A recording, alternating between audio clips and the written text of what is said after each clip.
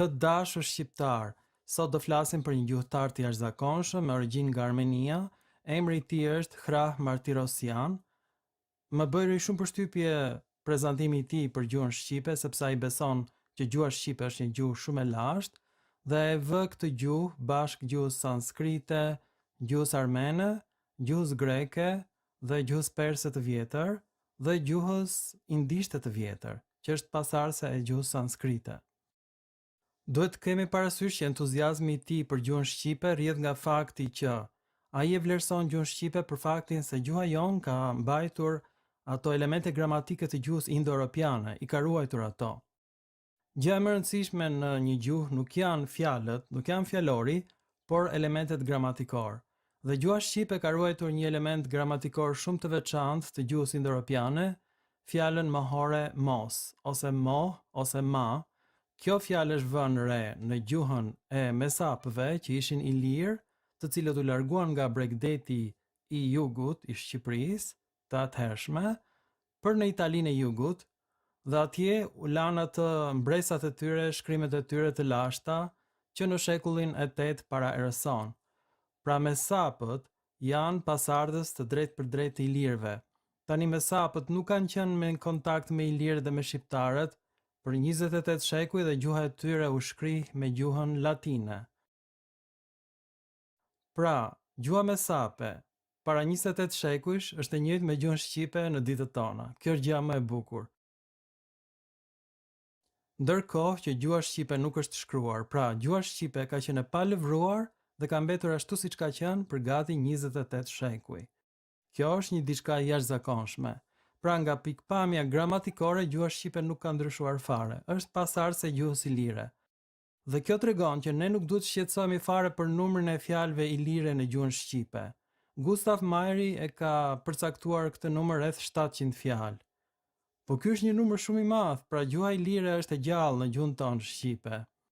Ndërkohë që gjuha shqipe është zhvilluar, në të janë gjendur fjalë të gjuhëve të tjera, të gjuhës latine, të gjuhës slavet, pastaj të gjuhës turke më vonë, gjë që e cila reflekton pushtimet e romakëve, pastaj të slavëve dhe më vonë të perandorisë turke.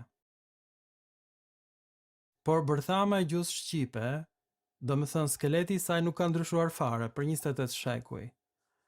Por tani u kam gjetur gjëra shumë të rëndësishme. Kjo fjalë mohore nuk gjendet në gjuhën slave, pra gjendet vetëm në gjuhën armene, shqipe, në gjuhën ilire mesape, në gjuhën sanskrite dhe në gjuhën perse të vjetër. Gjithashtu është gjendur në gjuhën urartian. Tani gjuha urartian nuk është gjuhë indo-europiane, por është pikërisht vendi në Azinë e vogël kur u vendosën hititët Dardan. Pra gjuha hitite dardane ka vepruar mbi gjuhën e urartjes. Dhe siç e shikoni, pra gjuha shqipe ka ndikuar mbi një gjuhë tjetër jo indo-europiane. Kultura e urartjas rrjedh nga gjuha sumere, gjuha më e lashtë e shkruar në botë 6000 vjet më parë me kunja. Gjuha që është shkruar me kuniform dhe në të njëjtën mënyrë është shkruar edhe gjuha dardane trojane e hititëve. Dhe siç e shikoni pra, nuk ka ndryshuar fare gjuha indo-europiane prej 28 shekujsh dhe kjo reflektohet në gjuhën shqipe. Tani gjëja më e rëndësishme është që në gjuhën mesape dhe në gjuhën shqipe dhe në gjuhën hitite dhe në gjuhën sanskrite reflektohen bashtingëlloret e laringut. Po ç'ishin bashtingëlloret e laringut? Këto bashtingëllore vinin nga thellësia e gjoksit dhe ishin të ngjashme me bashtingëlloret e laringut të gjetura në gjuhët semite. Pra, gjuhët indo-europiane dhe gjuhët semite janë zhvilluar pranë njëra tjetrës. Bashtingëlloret e laringut janë gjetur vetëm në gjuhën hitite të shkruar, ndërsa në gjuhët indo-europiane ishin parashikuar nga Ferdinand de Saussure, një studiues i famshëm. Pra zbulimi i Saussurit më ka lënë një mbrëmje jashtëzakonshme kur isha student dhe pedagogët shqiptar nuk e kuptonin zbulimin e Saussurit. Zbulimin e Saussurit e kam kuptuar shumë më vonë kur botova përkthimin e fjalorit etimologjik të gjuhëve indo-europiane në gjuhën angleze në vitin 2004 në internet. Dhe çfarë vjetre aty? Pikërisht bashtingëlloret e laringut që ngjyrosin zanoren e tipit H1 ose A në gjuhën shqipe dhe kjo gjendet në fjalën ma, mos, në gjuhën e mesapëve, po ashtu edhe në gjuhën sanskrite dhe në gjuhën perse të vjetër. Pastaj kemi bashkëtingëllorin e laringut të tipit H2 që ngjyros zanoren e cila gjendet në greqishtën e vjetër me kuptimin mos. Dhe në fund kemi bashkëtingëllorin e laringut të tipit H3 e cila ngjyros zanoren o. Dhe kjo gjendet vetëm në shqip dhe në një dialekt të gjendur në gjuhën e Indis, në gadishullin e Indis. Pra, varianti shqipes mo, që gjendet në gegërishtin e veriut, përkon 100% me variantin e një dialekti në gadishullin e Indis, ku edhe atje është varianti me o, pra që i përgjigjet bashkëtingëllores së laringut të tipit H3. Prandaj, gjuha shqipe, siç e shikojmë, ka dy variante, variantin me sap MA, të bashkëtingëllorit të laringut që ngjyros zanoren A, dhe atë të gegërishtes mo, sipas bashkëtingëllorit të laringut të tipit H3 që ngjyros zanoren O. Dhe autorët shqiptar këtë nuk e kuptojnë dhe tani do t'ju shpjegoj unë se si Zoti Eqerem Çabej dhe Kolet Topalli nuk arrin ta kuptojnë rëndësinë e këtij zbulimi. Pra nuk ka rëndësi edhe një herë numri i fjalëve ilire në gjuhën shqipe, po ka rëndësi struktura gramatikore e ilirishtes që përkon me atë të gjuhës shqipe dhe të gjuhës mesape të gjendur në Italinë e Jugut.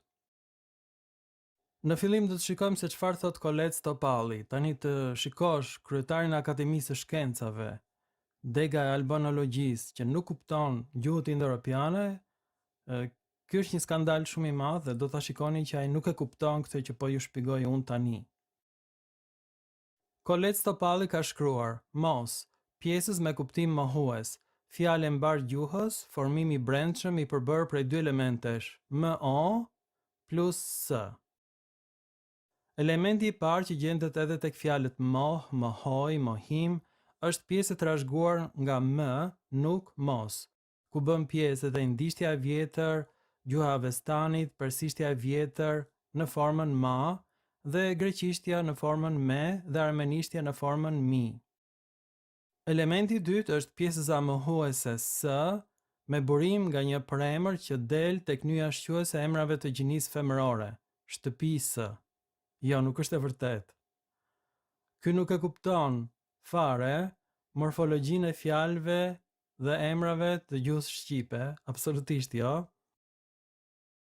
Dhe Kolet Topalli nuk e di që emrat që marrin s në rasën gjinore në shqip janë një lloj si emrat në rasën gjinore në greqisht dhe kjo nuk lidhet fare me pjesën mohuese s.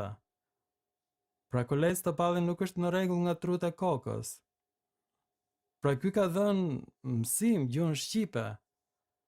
Dhe ky ka biseduar me akademik të tjerë shqiptar që nuk e kuptojnë fare morfologjinë e fjalëve të shqipes. Pra dhe një herë, absolutisht jo nuk vjen fundorja e emrave në rasën gjinore nga pjesa mohuese s. Nga e gjeti Kolet Topalli këtë përfundim. Pra si që shikoni, Kolet Topalli nuk e kupton fare se si është krijuar fjala mos, nuk e di se që janë bashkëtingëlloret e laringut, nuk e kupton se si linden gjuhët indo-europiane, si dialekte në të njëjtën kohë, siç e kam thënë unë. Ironia më e madhe është fakti që Kolet Topalli nuk di fare greqisht dhe as Eqerem Çabej, dhe kjo është tragjedia më e madhe në historinë e intelektualëve shqiptar. A i thot që trajta mo del në veri si forma allegro e trajtës mos, mo bre bur, si pseudo-urdhërore moni bre.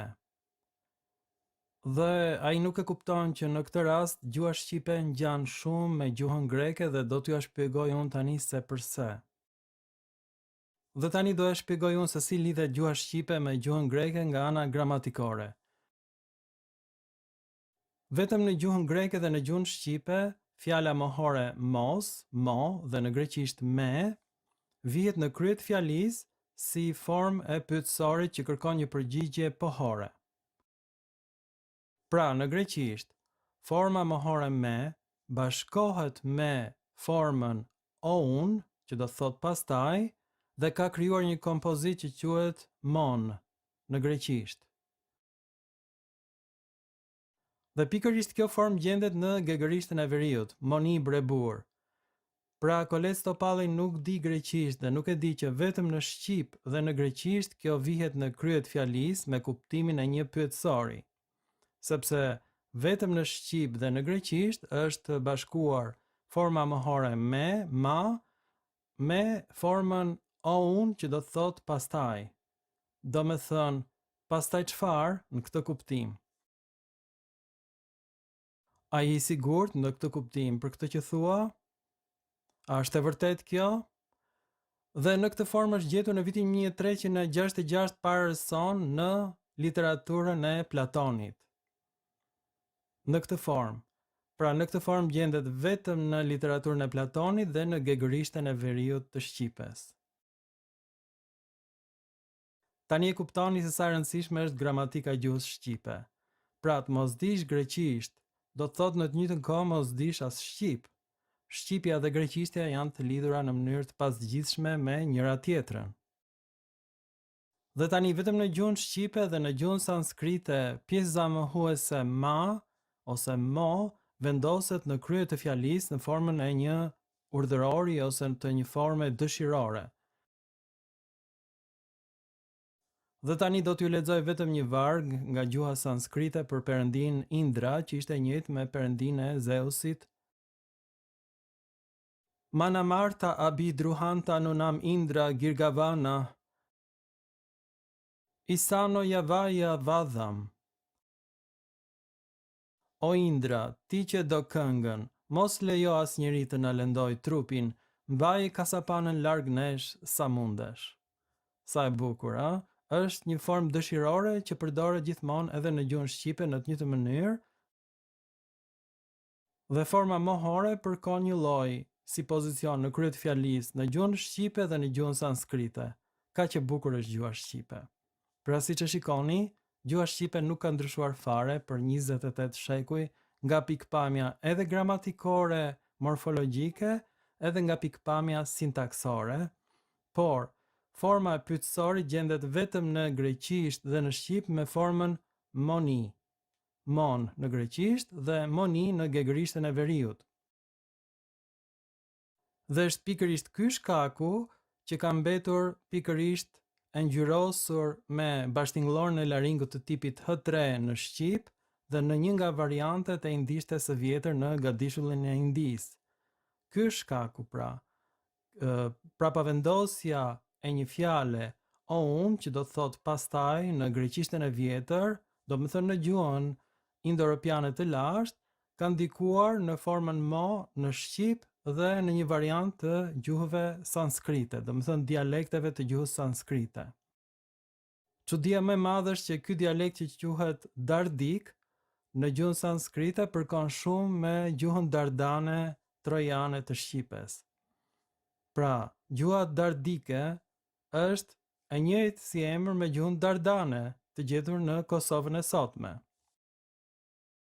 Pra kjo është pasuria më e madhe e gjuhës shqipe. Vlerat e saj gramatikore që nuk ndryshojnë kurrë, kanë mbetur të njëjta për ilirët e lashtë, si pasardhës të drejt për drejt të racës indo-europiane dhe për shqiptarët e sotëm. A jeni krenar pra për këtë zbulim të jashtëzakonshëm që po ju sjell unë? Ndërkohë që as Kolet Topalli dhe as Eqerem Çabej që shkruan disa faqe të kota, që nuk do t'i lexoj sepse do nxehem shumë. Pra edhe Kolet Topalli dhe Eqerem Çabej nuk e kanë kuptuar fare rëndësinë e teorisë së bashtingëlloreve të laringut, e cila provon që gjuha shqipe dhe gjuhët e tjera indo-europiane lindën si dialekte në të njëjtën kohë dhe nuk ekziston një gjuhë indo-europiane që fliste me rënjë. Pra rënjët janë abstrakte, e kuptoni apo jo? Dhe gjuha shqipe ka ashtu ka lindur siç është dhe sot dhe nuk ka ndryshuar shumë prej 28 shekujsh.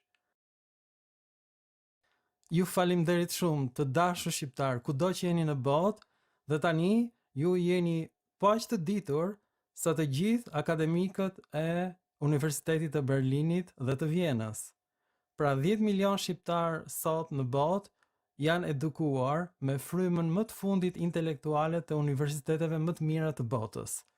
Ju faleminderit shumë dhe mirupafshim, të dashur intelektual kudo që jeni në botë.